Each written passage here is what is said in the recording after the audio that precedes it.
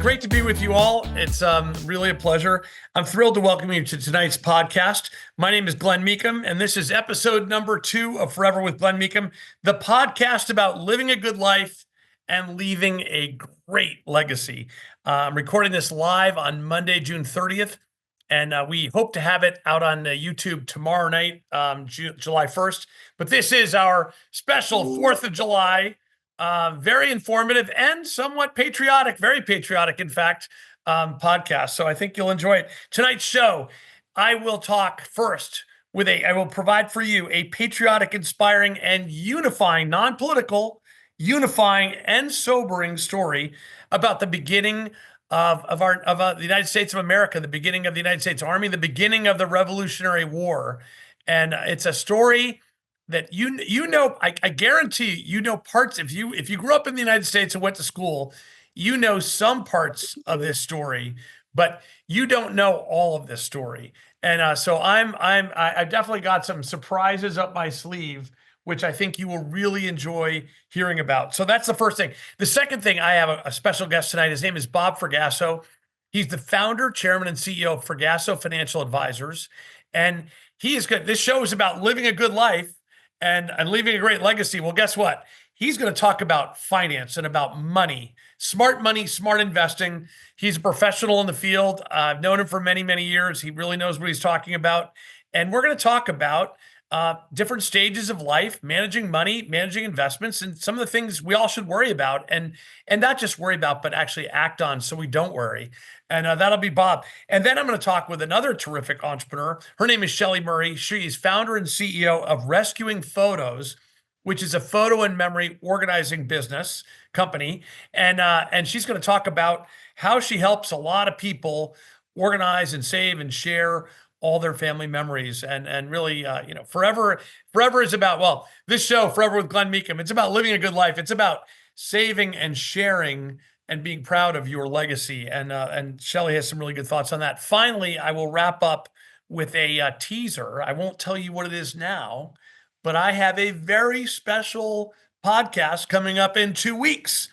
And I will, it's already in the planning stages, and I will give you a little teaser on what that's going to be. I think you'll really find it kind of funny, amusing, and interesting. So that's it. So let me start off with the patriotic story. All right. So as many of you know, and probably a lot of you know, June 14th was the 250th anniversary of the United States Army.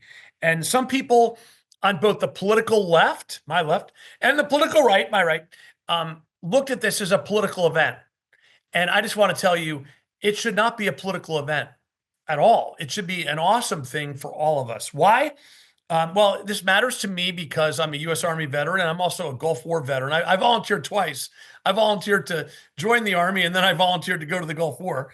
But beyond that, I think it's really important that people understand why this should be something that everybody celebrates. Well, why? Okay, the U.S. Army's been around. It's been under civilian authority, no military coups, no military strongmen, nothing like that.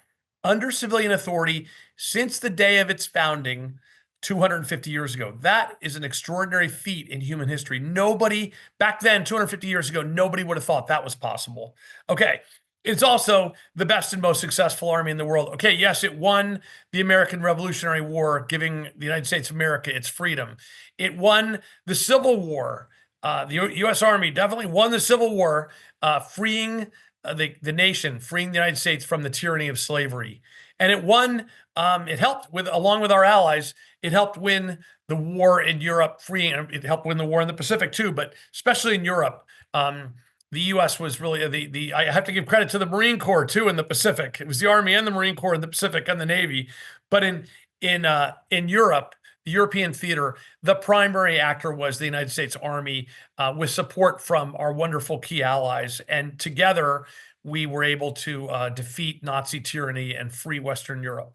And those are just the 3 biggest accomplishments off the top, not off the top of my head, but from quick research and my knowledge. But there have been many, many, many other accomplishments. And but the thing now I get into the territory, and I think a lot of people know those things. Think about, okay, yeah, they know those things. Now I'm going to just start to get into some territory of things probably many of you don't know. Well, first thing is, do you know how many American soldiers have died in service to our country in those 250 years? It is, I don't have a precise number. Nobody has a precise number, but it's over 1 million young Americans have died in service as soldiers in the United States Army. Now, if you count the Marine Corps, if you count other services, if you count the Southern soldiers who died fighting for the South in the Civil War, the number goes even higher, right? But just United States Army soldiers from June 14th, well, maybe from a couple months before, but from the very beginning, 250 years ago till now, over 1 million have given their lives. And a lot of people don't even know that or think about that, but that's true. Today, our Army is populated by volunteers from every single race, all races, all backgrounds, all ethnic groups, all religions, all political backgrounds. So we have an Army and a military in general full of people from all backgrounds, and they serve apolitically. Right? Our military in the United States of America serves defending the Constitution and the nation and serving under the command of the commander-in-chief, no matter who the commander-in-chief is. Doesn't matter what political party the president's from, doesn't matter what the president's personality is. Our young people, and they're mostly very young people in our military, serve and obey orders and serve the nation apolitically. And that's an amazing thing too. And a lot of people don't understand that no, our soldiers and our Marines and our sailors and airmen and airwomen and space people, all these people don't serve depending upon who the president is or what political party's in power. No, they serve the nation and they defend the Constitution and they're apolitical. That's a special thing. Okay, but how did this all start? So those things alone, people should feel proud of our military, and particularly the first branch of our military that was founded, the Army, 250 years ago. But how did this all start? And that is, there was a radio guy many years ago named Paul Harvey, and he used to say, well, here's the rest of the story. I'll tell you, here's the rest of the story now. Because again, maybe some of you will remember echoes of this from being in school many years ago, but I think many people have forgotten and don't know the story. And it's an amazing emotional story with some surprises I guarantee you don't know.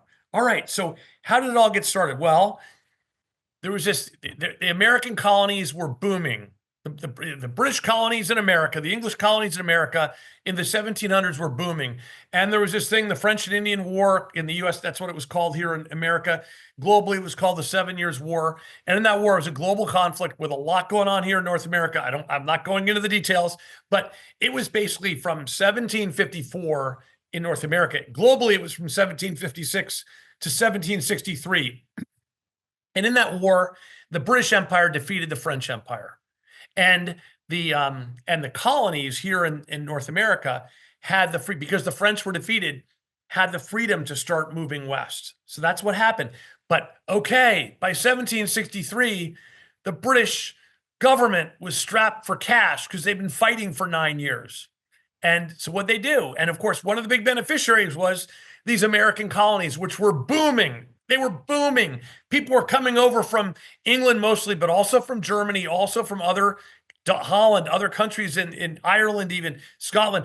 They were coming from other places in Europe, and they were getting land, and they were booming. They had their own land for the first time. They could build their own farms and build their own cities, and things were booming here. And so, of course, what the British want to do, they want to tax, because you can't avoid death and taxes, right? That was a Benjamin Franklin expression. But okay, so 1764, what did the British do? The British enact the Sugar Act, the Stamp Act, and the Townshend Acts. I won't go into the detail, but basically this created a lot of friction in the U.S., or not in the U.S., in the colonies at the time. Why? Because all of these free people who had their own farms, who were working really hard for their own benefit for the first time in European and American history, and there was just this boom going on. They didn't want to pay taxes to some government over across the ocean. And they didn't even have representation. They felt like they were English men and women, but they didn't feel like they were represented over in Parliament. And they were like, why should we be taxed? Why should we pay money across the ocean when we're here? And we're working so hard here to farm and do all the things we're doing to create a life here. So it was a lot of tension, and that tension was particularly strong in Boston. And in 1770, there was the Boston Massacre. Again, incredible story I won't go into. 5 colonials killed in the Boston Massacre, And it was an incredibly negative PR event for the British Empire, an incredibly positive PR event for those who were increasingly demanding independence from Britain. And then, of course, there was the Boston. There was the Tea Act in 1773, which led to the Boston Tea Party. There were the Intolerable Act, and then in response to this uprising, this rebellion that was going on in Boston with the Tea Party, et cetera, the British inflicted on the colonies, and particularly Massachusetts, but also the other colonies, what were called the Intolerable Acts. So they closed Boston Harbor, revoked Massachusetts colonial charter, basically militarily occupied, increased the military occupation of Boston and Massachusetts, and basically this brought real tensions to the fore. And the first Continental Congress was called in 1774 because, again, Americans were saying, hey, at the time, it's interesting too, Benjamin Franklin in 1774 said, I am not British, I'm an American. So this feeling, some Americans, some colonists, sorry, were still feeling very much like they wanted to be subjects of the British crown, and many did. Many were loyalists, but there was a growing number who really felt different, who felt American, who really wanted self-government and independence. They didn't want to be taxed from across the ocean with no representation. They wanted to control their own affairs, and so that just took on more and more energy. And so what happened starting in about 1774 was the militias. All through these colonies, there had always been a reason with being on the frontier, conflicts with Native Americans, the French and Indian War, all these reasons. There had always been militias. There was a tradition of militias. So if you were an able-bodied young or middle-aged man in an American town, or not American at the time, but a British colonial town, one of your obligations was to have a musket and be willing to be called up, to be mustered up into the local militia to defend the town. And that was sort of an informal thing, not a highly militarized thing. But starting in 1774, the Massachusetts militia got serious and started to train much more like military units. They started to stockpile weapons and ammunition, and they really started to get serious because Boston was occupied by the British military. The Intolerable Acts were in place, and the people there, a lot of people in Massachusetts had just had enough. And that feeling was widespread across the colonies. So 1774, the First Continental Congress. Then in 1775, April 1775, the Second Continental Congress is in session in Philadelphia. And British General Thomas Gage, who was the royal governor of Massachusetts, who was essentially the military dictator of Boston and surrounding areas, he got wind of the fact that there were these stores of weapons and ammunition in Concord, Massachusetts. So on April 18th and 19th, 1775, and this is where it all started, 18th and 19th of 1775, British General Thomas Gage decided to have a sneak attack, not an attack, but a sneak raid from Boston out to Concord, Mass, which was about 14 or 15 miles away. No, a little bit more than that, a little bit more than that because you had to go across the Charles River first, but let's call it 15 miles away. All right. And so of course the colonists, many of whom the sons of the Revolution, there were active revolutionaries led by Sam Adams and others in Boston. They of course got wind of this semi-secret or supposed to be secret raid out to Concord, and this is the famous ride of Paul Revere, warning the colonists, the British are coming, and basically what happened, and here's where it gets in the details, is so we're here. It's the evening of April 18th. The British muster 700 soldiers in Boston, and they get on at like 12:01 a.m. They get on barges and they cross the Charles River into East Cambridge, and they muster and get all together 700 soldiers from about midnight to 2 a.m. And then at 2 a.m. they start marching. Imagine this. So they probably left their barracks, at 9 p.m., 10 p.m., got all organized on the Boston side, took ferries across, then they get on the Cambridge side, and now they're getting all organized. And at 2 a.m., they start marching. And they march from East Cambridge, Massachusetts to Lexington Green. And this is just going due west. And I checked it this evening in preparation, 7-mile march. And they marched from 2 a.m. until the units there, the 700 soldiers, arrive in Lexington, Massachusetts at 5 a.m. When they arrive at 5 a.m. Now, of course, Paul Revere, William Dawes, all these people have been out warning the countryside and lighting up, letting people know the British are coming. So the Minutemen, these militia, the Massachusetts militia, are mobilizing. And on the green in Lexington, 77 soldiers stood, 77 militiamen, Minutemen. And it was basically the militia right from in and around Lexington. And 77 of those Americans stood there, and they tried. There was no shots have been fired yet. There's not open warfare yet. There's a lot of tension, as I've described, but there's no open warfare yet. But those 77 men block the British. What happens? The British, and this is history. It's a long time ago. There's conflicting sources, but most sources say that the British opened fire first, that the colonials were there blocking the road, standing in Lexington Green, and the British opened fire. And what happened was eight of those Minutemen, those militia members, were killed. 10 were wounded. And this is where it gets really interesting, because who was standing there? This is the first battle, the first morning, the first battle of the United States. Now, the United States of America hasn't been declared yet. This is before, July 4th, 1776. This is a year before, right? But who was standing there? Guess what? Of those 77 men, I don't know the exact number, but most of them were white, colonial, young men and middle-aged men, and several were black. And one of those men, one of the 8 who was wounded, so 8 were killed, 10 were wounded. One of the wounded men was a man named Prince Estabrook, who was born in 1741. He was 34 years old as he stood there that morning, a member of Captain John Parker's Lexington militia.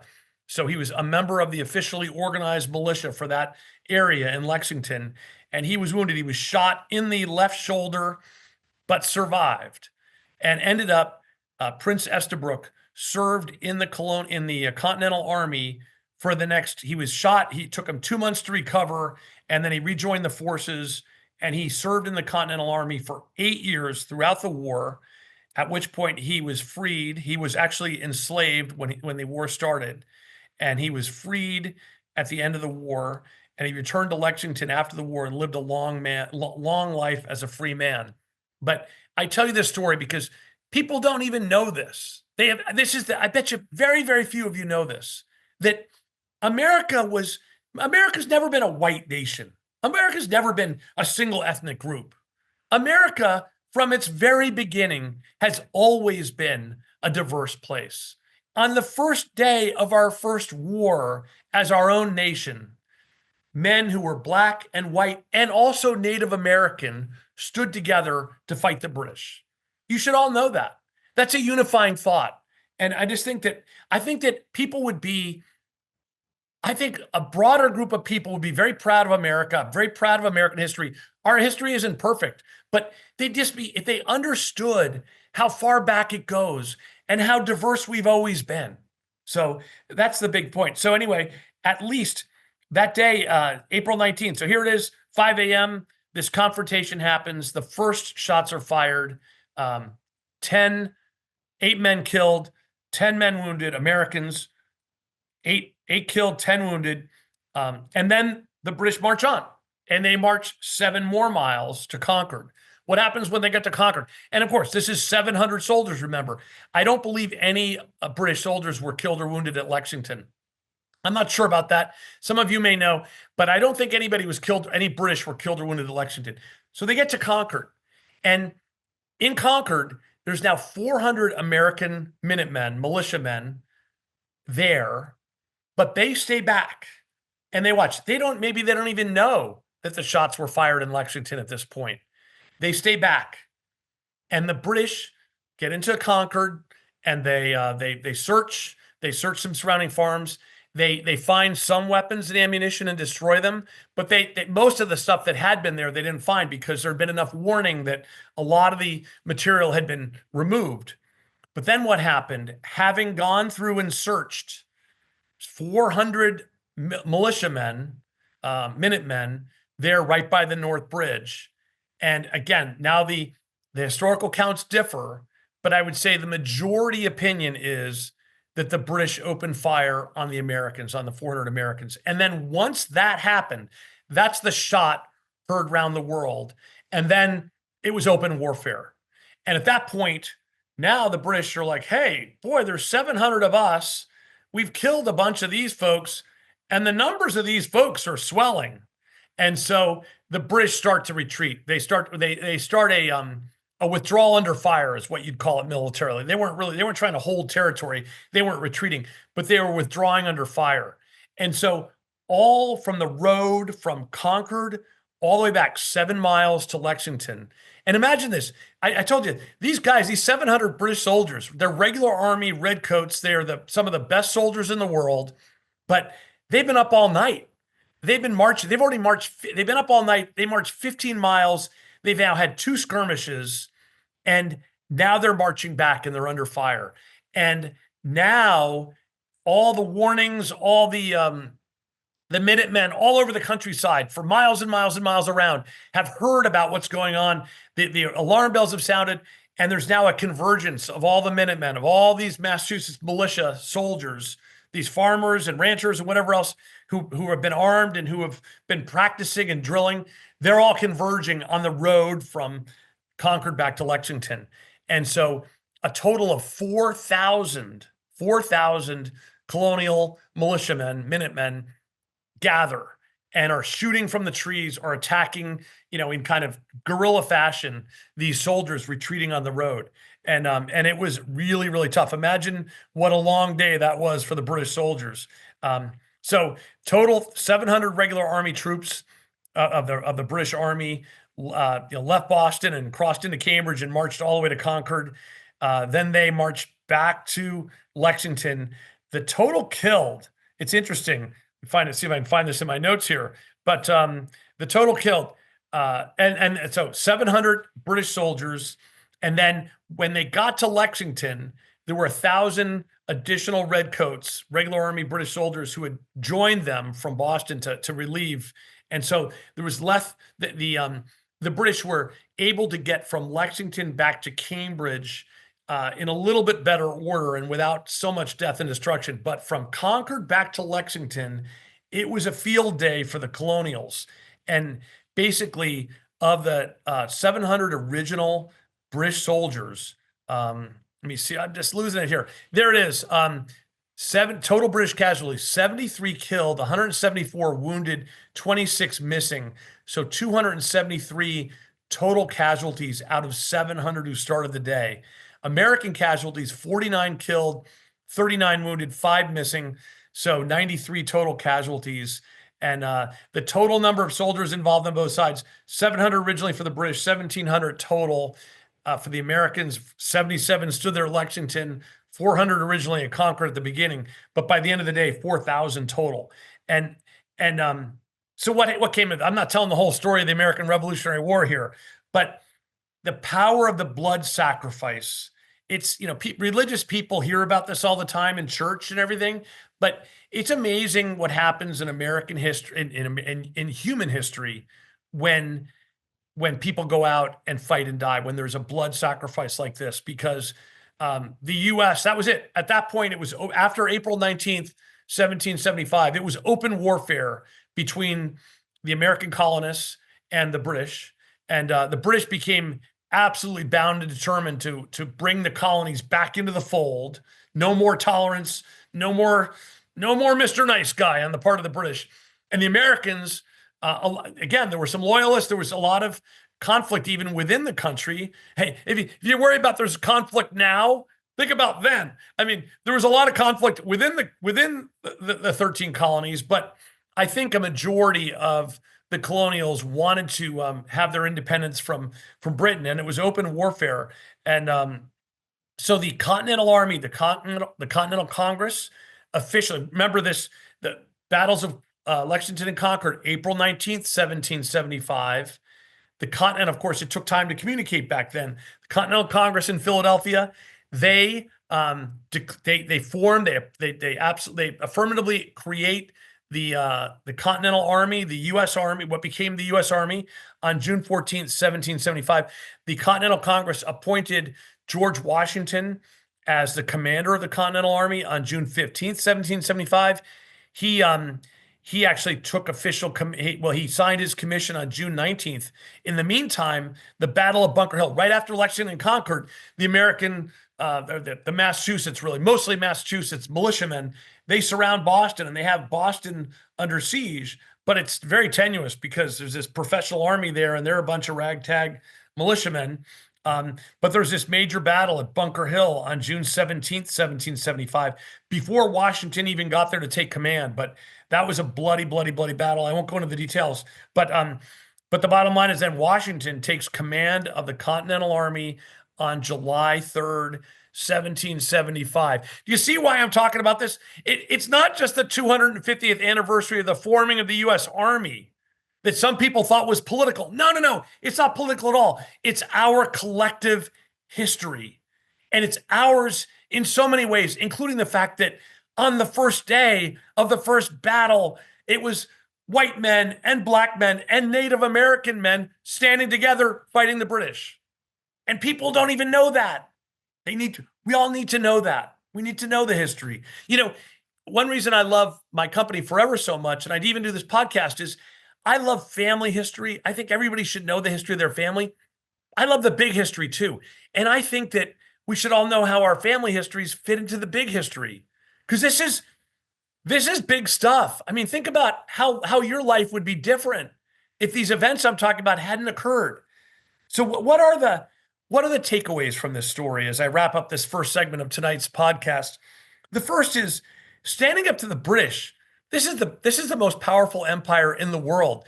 Standing up to the British took incredible courage and determination. And everybody there, Prince Esterbrook to George Washington, everybody knew that this was not some short-term thing. It wasn't like, oh, we're going to be at war for 2 weeks. No, no, no. This was a huge commitment. And it was just a daunting, daunting challenge. All of us think we have challenges. Oh my goodness, think about the challenges and putting their lives on the line and committing treason.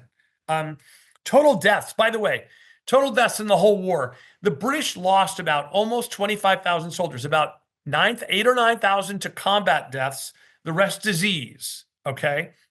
The American side, it's interesting, about the same number of combat deaths, about 9,000 combat deaths, maybe 15, 16,000 deaths from disease, a lot of smallpox, a lot of problems. They didn't really have good sanitation.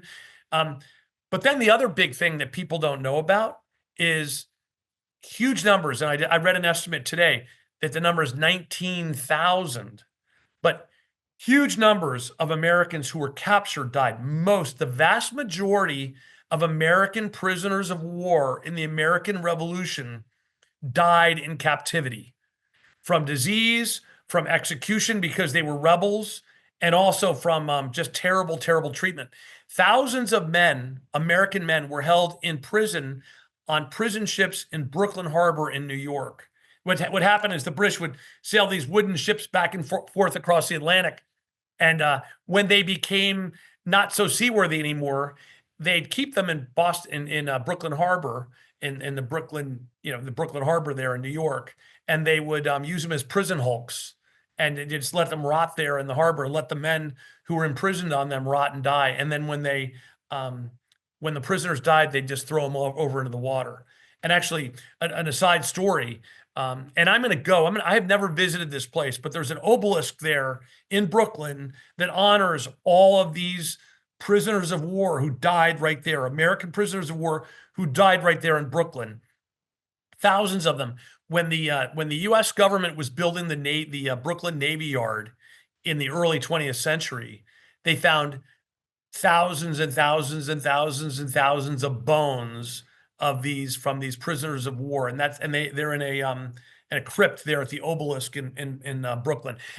I need to go there. I need to take some video. I want to share that with you because that's another thing people don't even know. People don't even know the sacrifice and again, the shared sacrifice. Again, people of all backgrounds, of all political persuasions. It's amazing what people don't know about. So it took incredible courage and determination.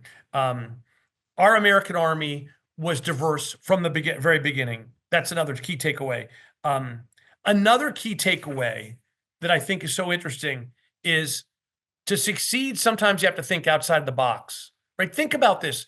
Think about the courage. Think about these people at the Continental Congress. Think about George Washington. Think about these leaders, and also think about the regular men and women on the ground. I mean, to risk your life, to be Prince Estabrook and serve in the Continental Army for 8 years, having been wounded in battle, right?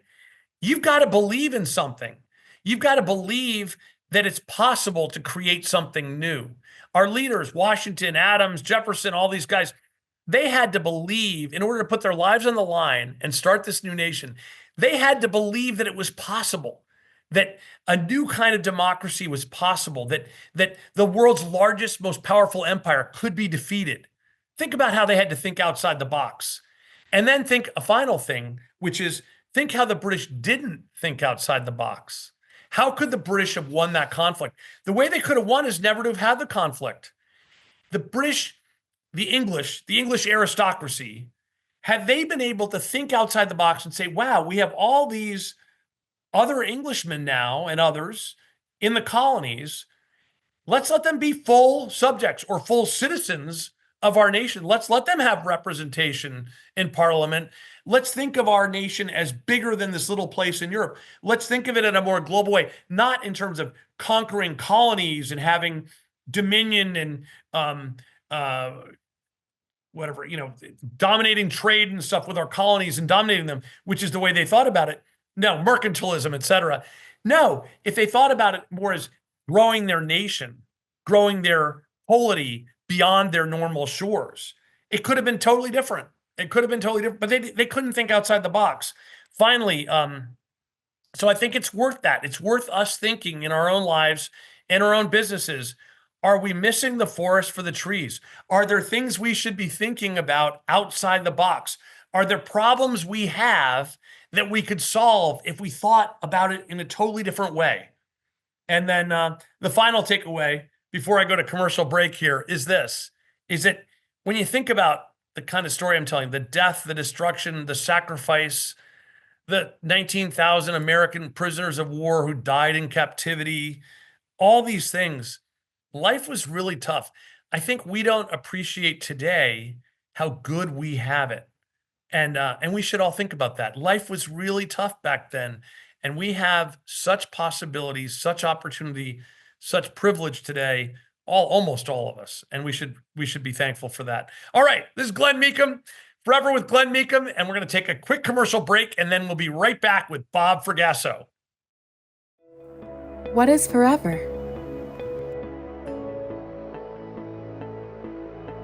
It's seeing your parents' wedding day for the first time.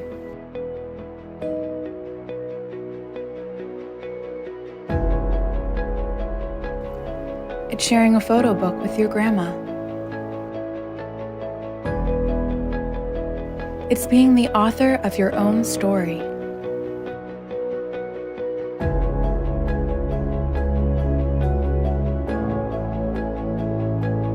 And it's passing that story on.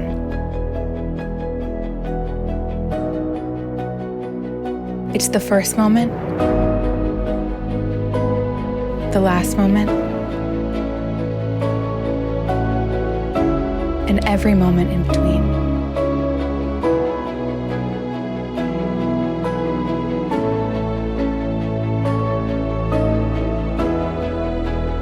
Uniquely yours for generations to come. We guarantee it.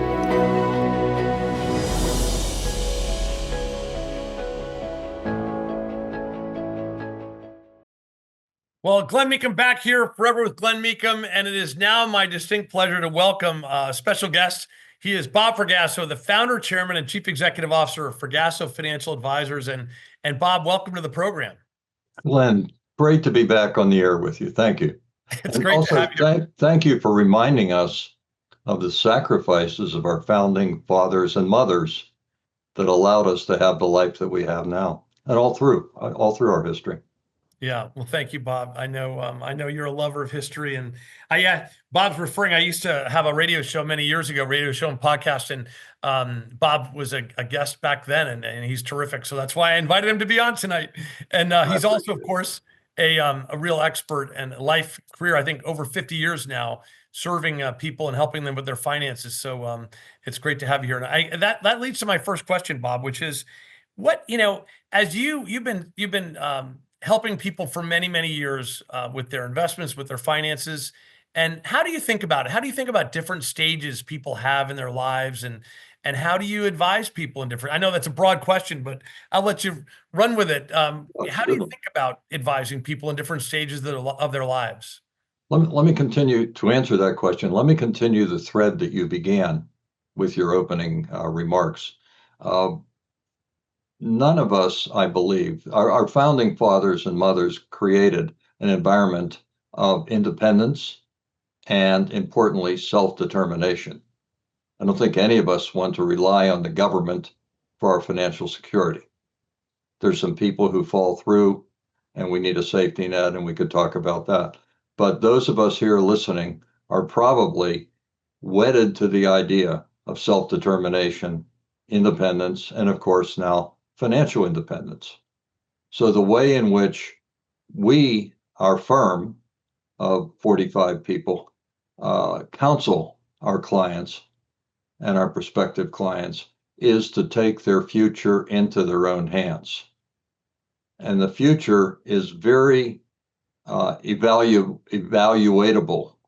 You take the stages of life from coming out of school to first job to potentially marriage, children, household formation, education funding, saving for retirement security, hedging the vagaries of life for health and premature death, all of those things. You can calculate that.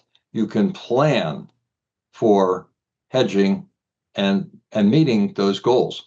So if our clients are guided, as we do, toward the realization of all of those goals, they're going to be financially successful and very importantly, financially independent. And it sounds, and I love your whole philosophy. It sounds like if you were advising people right from like leaving high school, going into college, and starting to get that first job after college, you would advise them to really be thinking about these things and being aware of the issues and having a plan. I mean, obviously some flexibility, but having a plan right from that early age in their 20s, wouldn't you? There's no question. Now, a 20 something cannot envision their retirement. No. Their retirement would be having enough, enough to drink and eat and that sort of thing.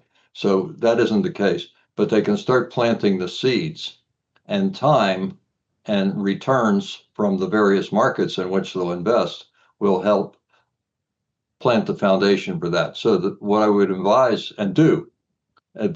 the young graduate is start saving in your company contributory retirement plan. Put away 10% of whatever you're earning. Oh, I can't afford to do that. Yes, you can.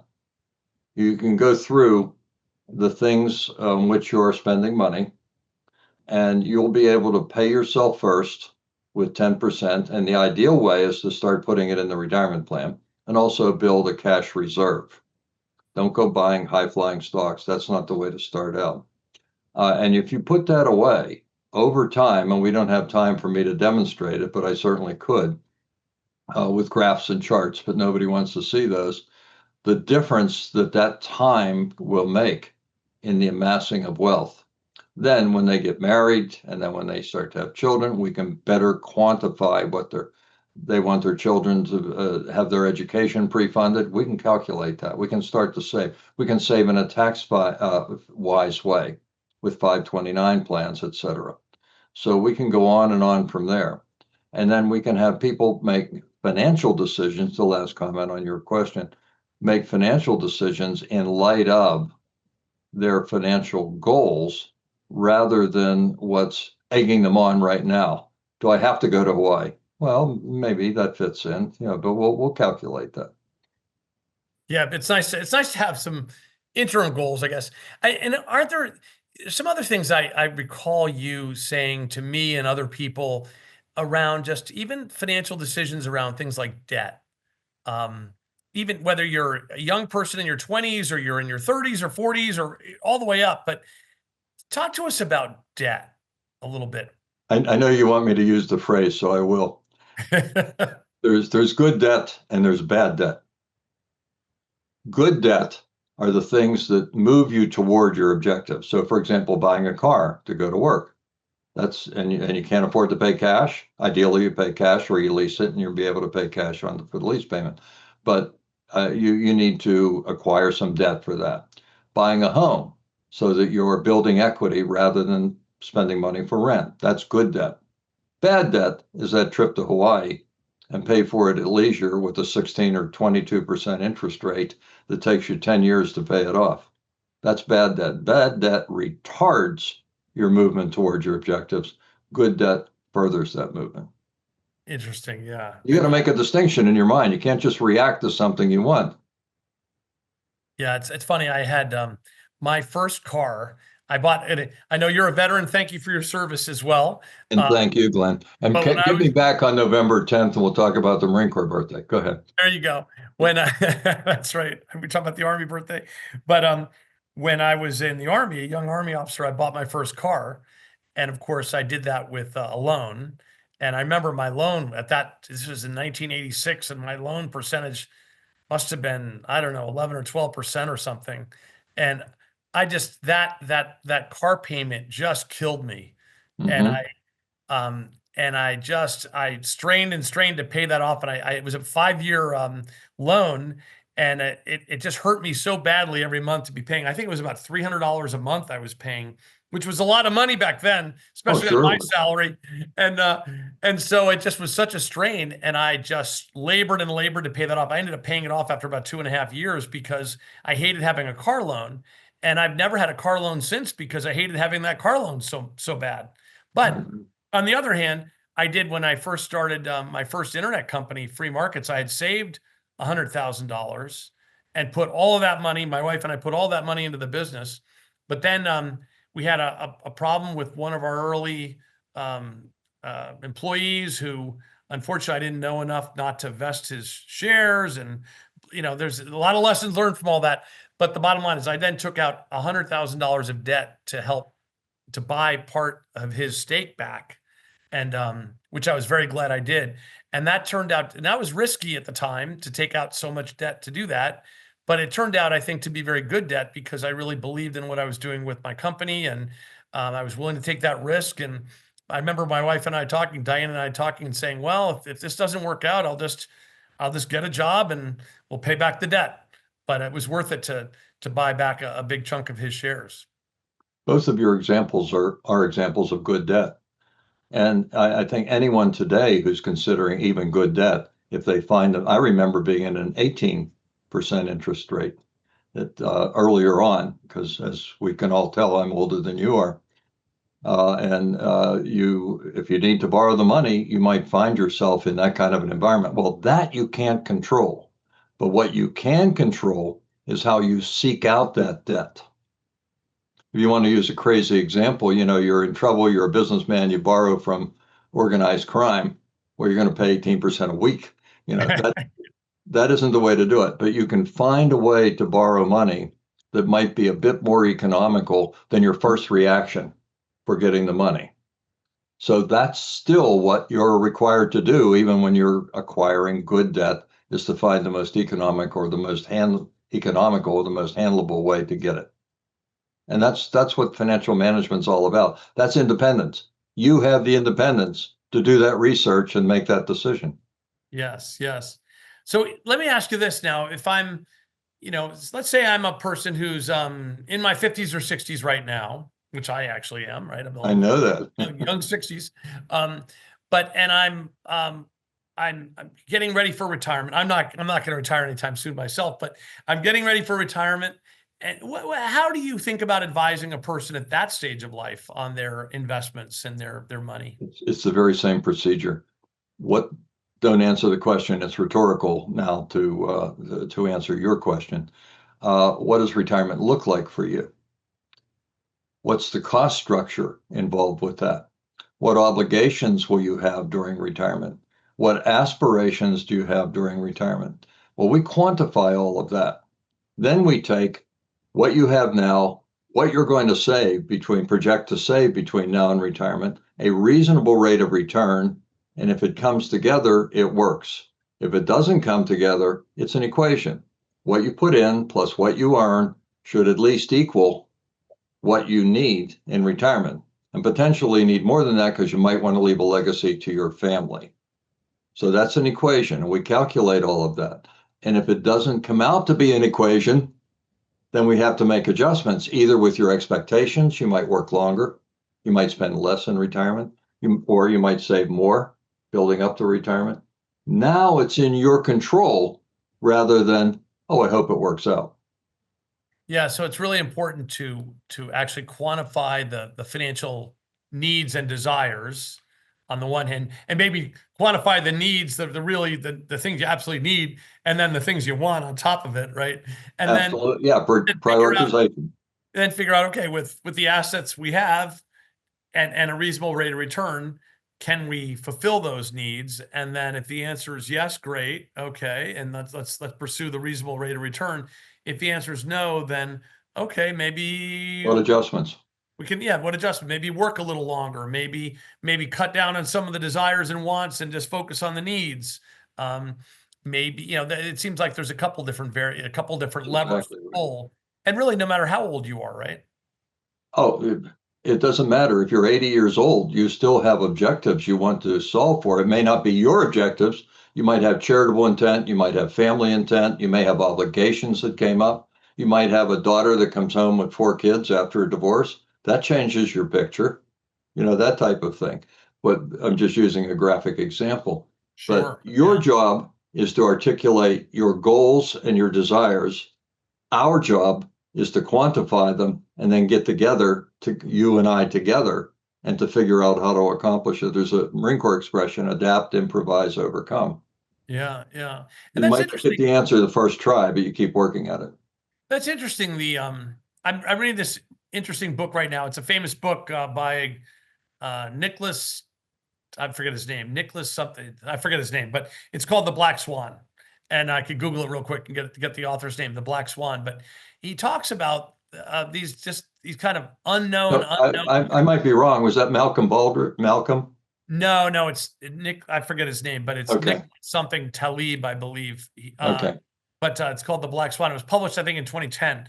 But this notion of these big things that can happen, maybe they're rare events, but they can have outsized impact on the outcome. And the real black swans are things that are unknown unknowns. So things that you didn't anticipate at all, didn't plan for. And those can be very if big surprises happen, if big surprise on the positive side, great. Big surprise on the negative side can be extremely damaging to a business or to a family's finances, et cetera. And so it really helps to model out and plan what would happen. And you mentioned this idea of, and it's an unpleasant thing to think about, but yeah, what happens if your daughter with 4 children who's in her 30s suddenly, and you're in your 60s or 70s, and she's suddenly divorced and with the burden of 4 children, can't work, and you suddenly, and maybe the ex-husband's a husband was a loser and she's not coming with any assets, right? Right. And it's that could be a real black swan negative event for a family. And hopefully that doesn't happen to many people, but that's it'd be interesting to kind of stress test any planning to take into account a bad thing like that. One of our panelists is telling us it's Nassim Nicholas Taleb. Thank you. Yeah. Now let's go back to that on your point, go back to the concept of what we can control, what we can't control. We cannot control if a black swan comes by. That's the oddity that you didn't overcome. We can't control when, if it is coming, when it comes. What we can control, and you said it, is to factor it into our planning. So the simplest example of hedging a black swan is to build an emergency reserve fund before you do all kinds of other things. So that way, if the transmission falls out of your car, you've got some money there to take care of it and you're not grounded, that sort of thing. And the ultimate, what if the children come home or need my help, even if they don't come home? Well, then maybe I need to have good investments and some of them should be liquid. So you're hedging the black swan. You don't know if it's coming, when it's coming, but you've accounted for it in your planning. That's interesting. And it's interesting too, you mentioned having liquidity, i.e., for those who don't know the terminology, the ability to sell an investment. Like if it's a publicly traded stock or bond, you can sell it today on the market or tomorrow on the market. If it's a private equity investment or a venture investment or a piece of real estate, it may be illiquid. You can't sell it. And one thing I've over the course of my career and as an entrepreneur and now as an investor and having been successful and having money to manage, I have come to appreciate the fact that illiquidity is a big penalty. You know, there a lot of people have and there's a lot, and this is going to be a big trend. Our viewers and listeners should think about this, that a lot of big financial firms are going to make private equity, venture, private real estate, private debt type vehicles available to retail investors. Those are all going to become, those illiquid investments are going to become much more available. But the institutions like university endowments and insurance companies, et cetera, who've been investing in those private vehicles all these years, it's unclear whether their returns are that much better than if they just had a broadly diversified portfolio of liquid investments. Do you agree with that? I agree 100%, and I'll add an additional dimension. If they overdid it in their portfolio, for example, one of the Ivy League schools that'll remain unnamed, who pioneered it and caused the other institutions to follow like sheep, and they overdid it to where they're 60, 70, 80% of their portfolio in private equity, lumber stands and, all those sorts of things that they've done. They are adding a dimension of risk that can't be hedged. So yes, I have, and you have private equity investments. All right. Forever's an example of that. But it's not a majority percentage of my portfolio. So if you can't get your money when you need to, or if hope it doesn't, goes belly up, okay, I lost some money, but I have all this. Yes. It still meets my needs. Yes. That's that's where the management part of financial management comes in. Yeah. And that's a whole longer discussion, but I'm glad we touched on that. Before we end tonight, I want to just get your take. So here it is. We're recording on the evening of June 30th. It's the end of the second quarter. There's been an incredible run here. The stocks and bonds, stocks in particular, hit a low in early April, and it's been kind of all the way up ever since. And stocks have just closed at a record high today as we're speaking. And I just wondered. We'll always do this. Go ahead. Yeah. Well, I know this isn't the meaningful stuff, but it's like people want to know just view on the current market. I think that's why TV shows talk about it so much, because people find it entertaining. And right. for someone who is a long-term investor, someone, again, let's say someone's 65 years old and they're thinking about, hey, they're living 20 more years and they've got a portfolio of investments. How should they think about the fact that, markets are at an all-time high right now? How should they think about that? It's impossible to time markets. So we don't know if this is an all-time high. We don't know if 6 months from now will be an all-time high. We also don't know if 6 months from now might be an all-time low. So the way you think about it is that that's out of your control. No one can time markets. I've been doing it, as you said, for over 50 years as a professional. I've gone to conferences with all the best people in the country, Nobel Prize winners, professors who came up with theories and practices that are internationally recognized. None of them know how to time markets either. I don't. If you could do it, I know how to do it, and I do it. So Yeah, that's what we don't know. What we do know is if we properly asset, this could be familiar, right? It's always the answer I give you. If we properly asset allocate our portfolios, then we have hedged the vagaries. Now let's go back to your opening statement. History repeats itself. What I know and can count on is the cyclical nature of history. Whether we will get through times of government turmoil. You asked me once when the European markets went into the bucket, and you said, and I said, they'll come out of it. And you said, how do I know that? Right? You don't remember that, but that's all right. My answer was the same answer I'm giving you now. They always have. The markets have never gone to zero. And if they go to zero, it doesn't matter where you have your money. Right? It's not going to zero. If you have properly asset allocated, you'll have volatility in the value of your portfolio, but you won't have in the aggregate outright loss. So what you do is you keep investing through all that period of time in your 401k and in your personal portfolio.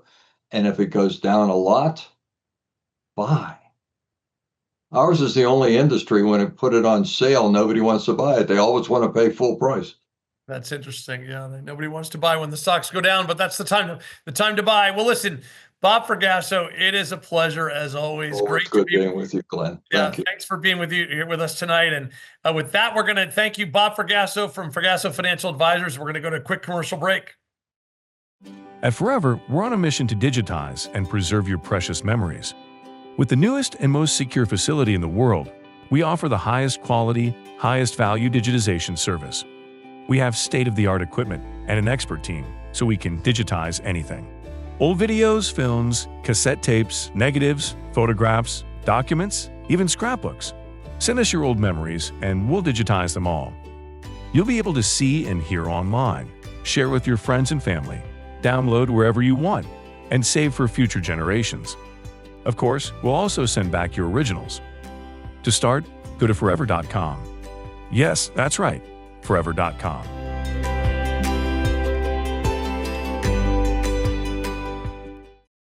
I do want to clarify before I go on to my next guest. The book I mentioned was The Black Swan by Nassim Nicholas Taleb.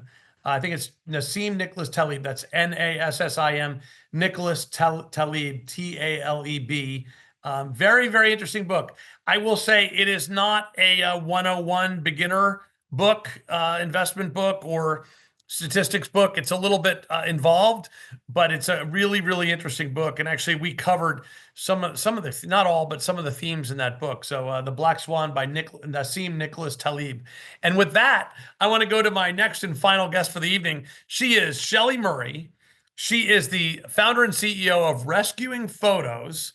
And she's absolutely fabulous. And Shelley, welcome to the program. All right. Hi, Glenn. I'm excited to be with you. It's been such a great program thus far. I've learned a lot about the history and also about finances. I think I need to give Bob a call. Yeah. Well, everybody needs a good financial advisor. And Yeah. I think a lot of people, the theme of the program is living a good life and leaving a great legacy. And I talked about this in the first episode. Hey, part of living a good life is being healthy.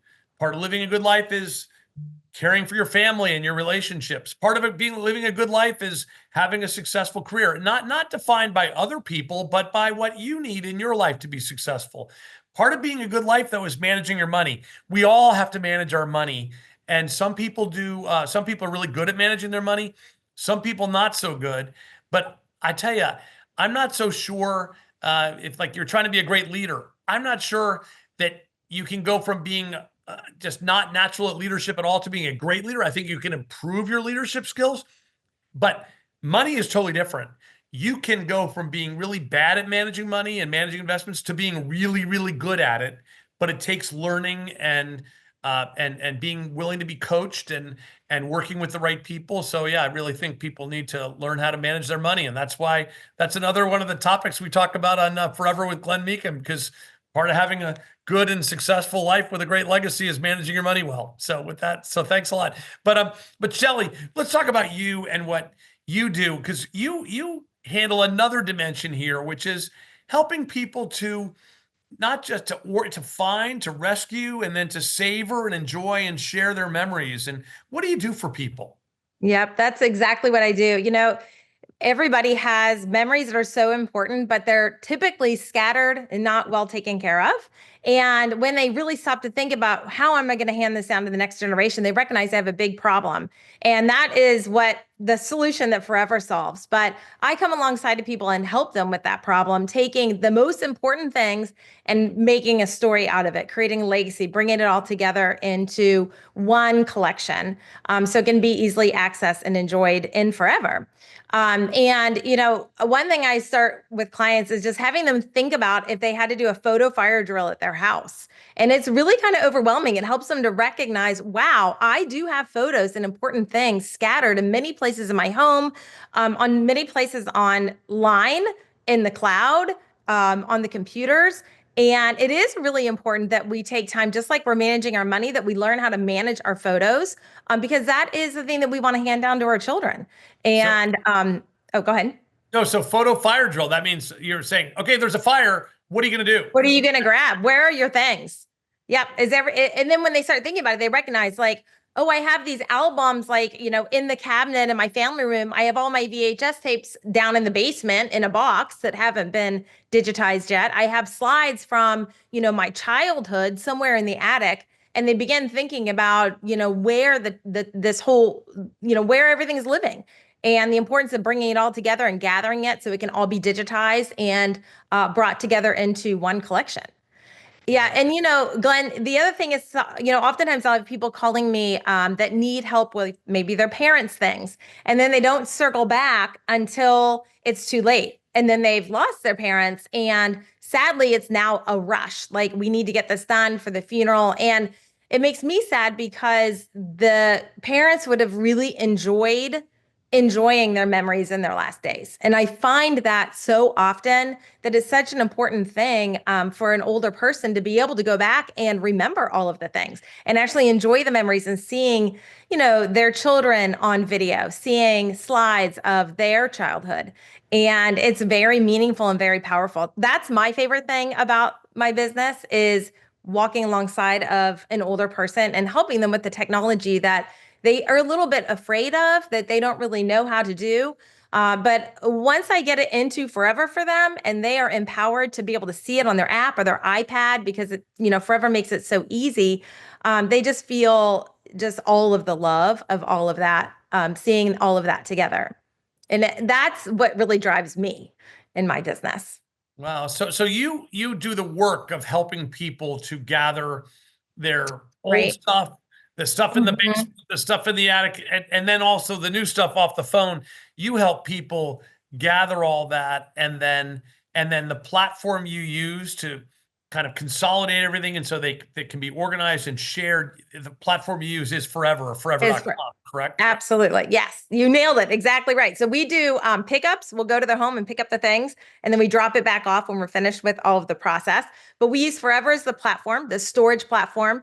And then we use Forever Box Center to ship off digitization, to do all of the slides and the videos and scanning. And then Forever, as you know, digitizes everything and puts it right back in the client's account. And then we go in and kind of curate the legacy, curate the story. So it brings everything together in that Forever account. And just like, speak a minute about Forever, because that is the glue of my entire business and the greatest piece of everything. And I was just thinking back to, you and I have been together now for a while in business, as I started with Forever as a corporate employee. In business. That's right. I said in business. I have the lovely Diane for 35 years. So we haven't been together except for in business. Okay. I worked for you. I worked for you as a corporate employee at Forever.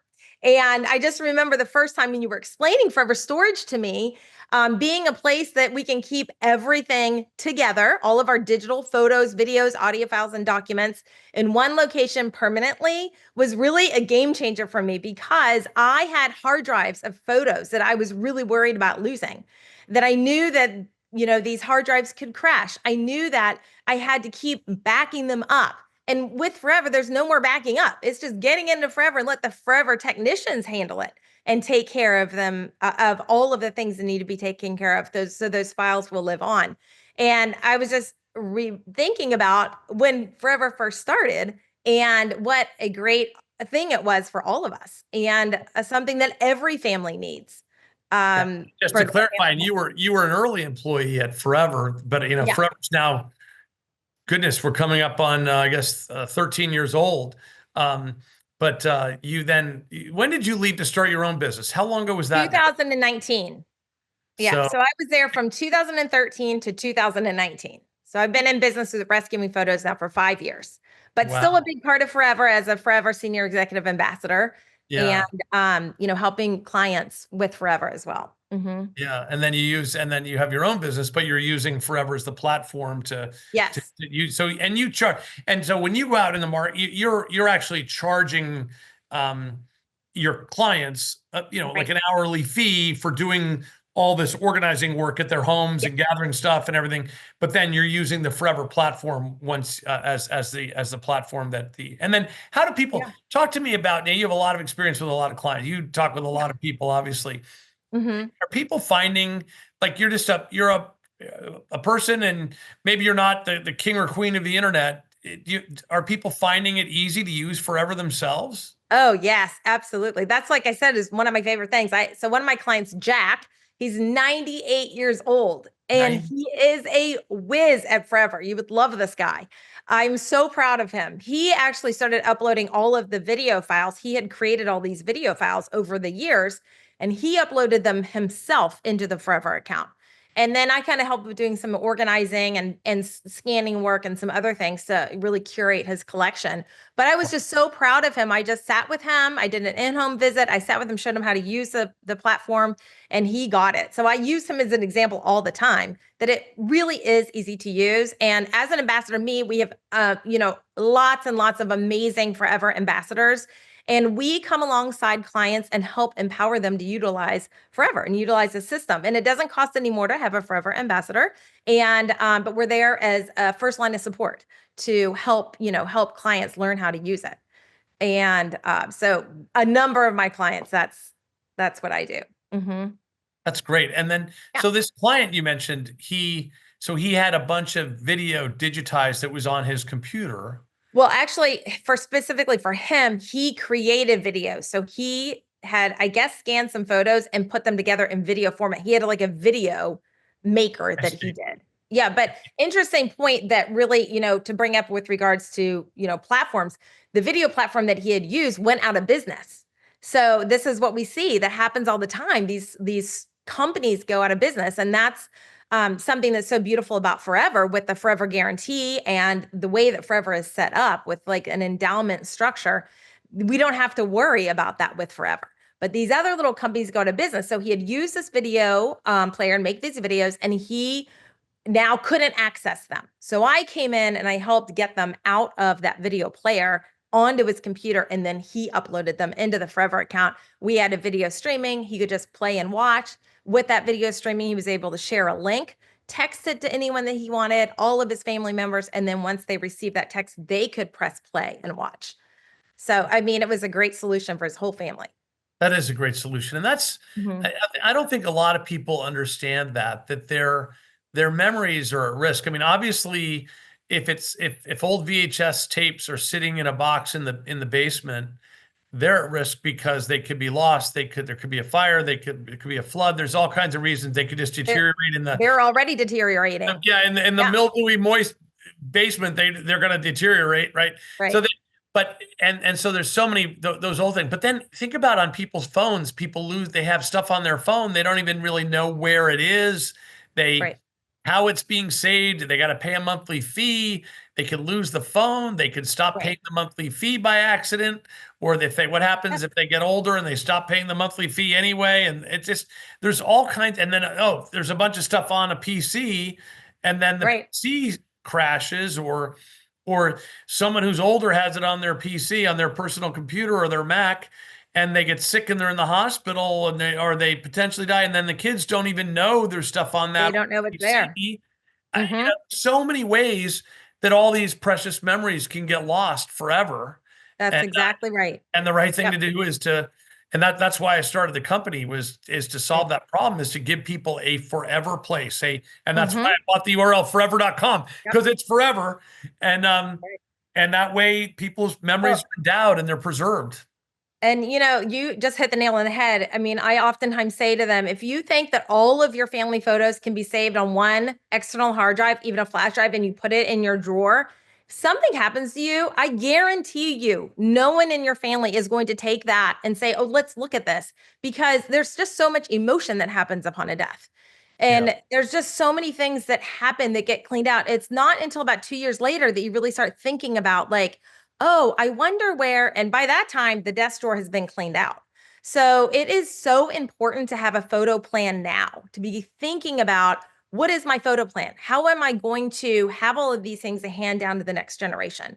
I have another client who I was helping him get everything out of Dropbox. So he was organized with his photos in Dropbox, but he never thought about the fact that Dropbox won't outlive him.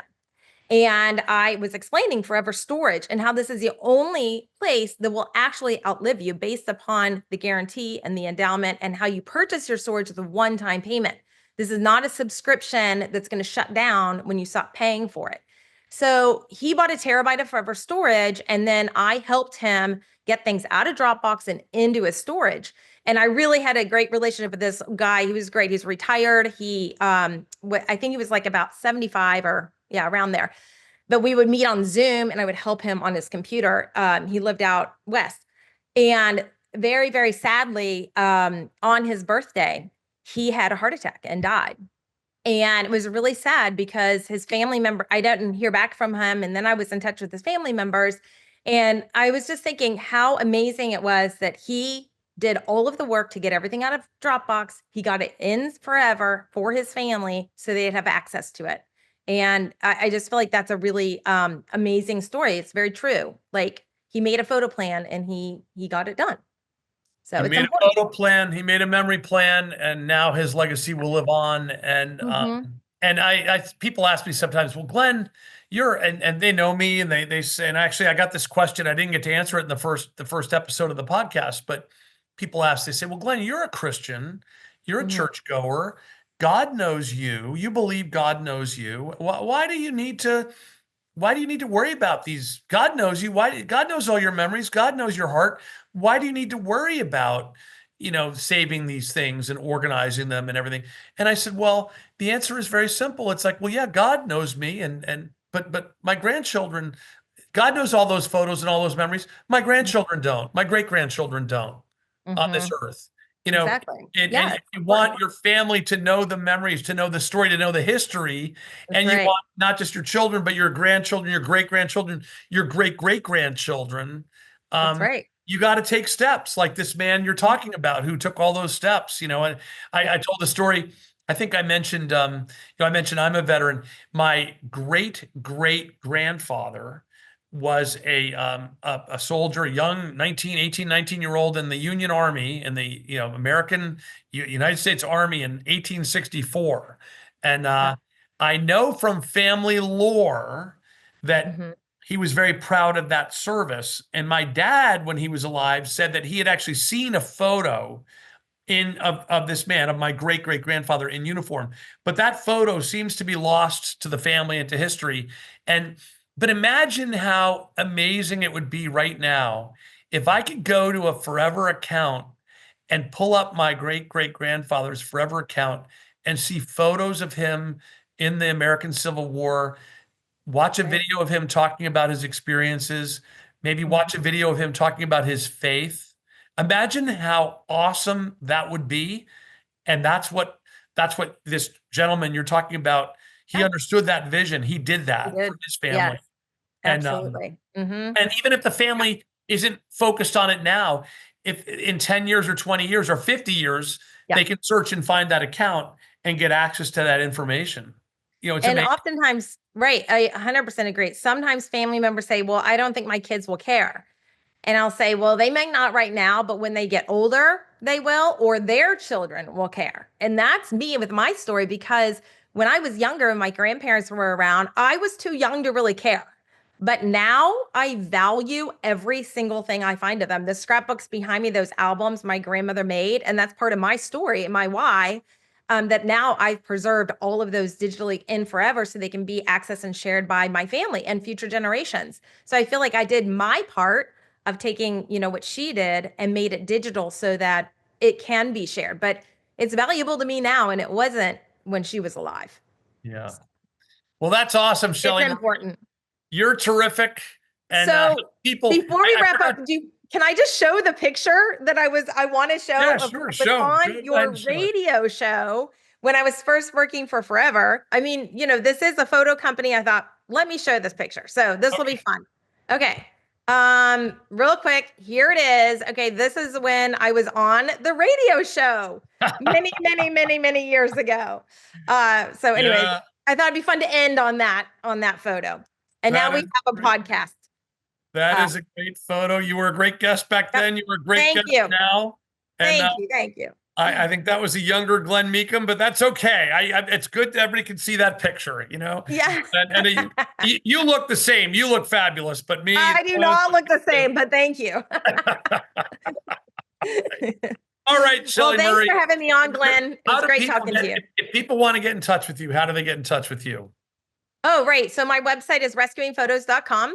And I'd love to help anyone with their photos. But also, I do want to shout out Forever itself and the ambassador program. There's a lot of amazing ambassadors at Forever too that can help you as well. So, I definitely want to give a plug to all the ambassadors, amazing ambassadors out there too. Yes, and if you're a person who's interested in photo organizing, interested in helping people with their photos and their memories and their videos and audio files and all those things, and want to help people and want to help spread Forever, go to forever.com, and up in the upper right it says how to become an affiliate. Check it out. There's all the information about how to become a Forever ambassador as well. And thanks so much, Shelley. Appreciate your being with us tonight. Okay. Thank you, Glenn. Take care. Thanks. Well, with that, we're getting close to the end of the show. But I do want to mention, if you're interested in contacting Bob Fragasso, I forgot to ask him that the website of his company is fragassoadvisors.com. fragassoadvisors.com. You can get information there. And of course, you can always contact me. My podcast email is glenn@forever.com. I'm one N, GLEN @forever.com. And I'd love to get your emails. If you have comments, you have suggestions, you have questions, just email me. If you want to get in touch with somebody, just go ahead and email me, glenn@forever.com. And then the final thing is, I teased this at the very beginning of the show, but we're going to have our next podcast will be out in 2 weeks. So the week of July 14th. And here's what it's going to, I don't know all the content yet, but one major piece of content in this show is this. Next week, July 8th, I actually have a speaking engagement. I'm going to be speaking, check this out. I'm going to be speaking in front of 500 16 and 17-year-olds. So there's a camp in Pennsylvania. It's actually at Lycoming College in Williamsport, Pennsylvania. Williamsport, that's where they have the Little League World Series. Anyway, Lycoming College. They have a summer camp there called Pennsylvania Free Enterprise Week. And it's a really cool thing. They take high school 16 and sophomores and juniors, rising sophomores and juniors, and they form them into teams. They have business team. It's like a business camp, economics camp, believe it or not, and apolitical, but it's all about learning about business and learning about the economy. And there's speakers and there's work sessions and there's games. And it's a really tremendous thing. My wife Diane, I have 5 children. All 5 of our children went to Pennsylvania Free Enterprise Week. And I have been invited to go back and speak.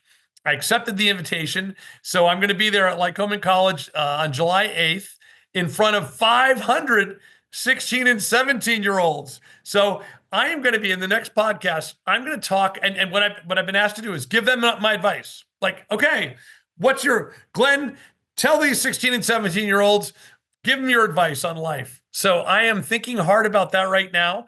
And I'm having a lot of fun with that, thinking about what I'm going to tell them. And I'm boiling that down, hopefully. And then hopefully I'll be entertaining. I'm going to try. I mean, maybe they'll all be bored. I don't know. Maybe they'll all boo and hiss at me. I don't know. But I'm going to speak in front of these 500 16 and 17-year-olds. I'm going to talk about life and career and business and entrepreneurship. And I'm going to give them my advice.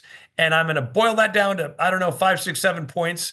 And I'm going to share those points with you all in 2 weeks, the week of July 14th. And I'm also going to share with you what the reaction was. I'll see whether they think I was the most boring guy ever, see whether I'm a crotchety old man. I don't know. I'll find out. I will share the reaction. Maybe I'll even pick up a little video from some of these kids, and I'll share their reaction and share my lessons learned and my advice to them. And I think that'll be a lot of fun. So that is the next episode after this one. That'll be this is my 4th of July patriotic celebratory podcast here this week. In 2 weeks, I'll do my next one with those life lessons and the reactions of a bunch of 16 and 17-year-olds. And maybe if you have a young person in your life, next episode might be a great time for them to listen or to watch. So anyway, Glen Meakem here, Forever with Glen Meakem. It has been an absolute pleasure. You can reach me at glenn@forever.com, and I'll be back in a couple weeks. So take care. Have a great night. Bye now.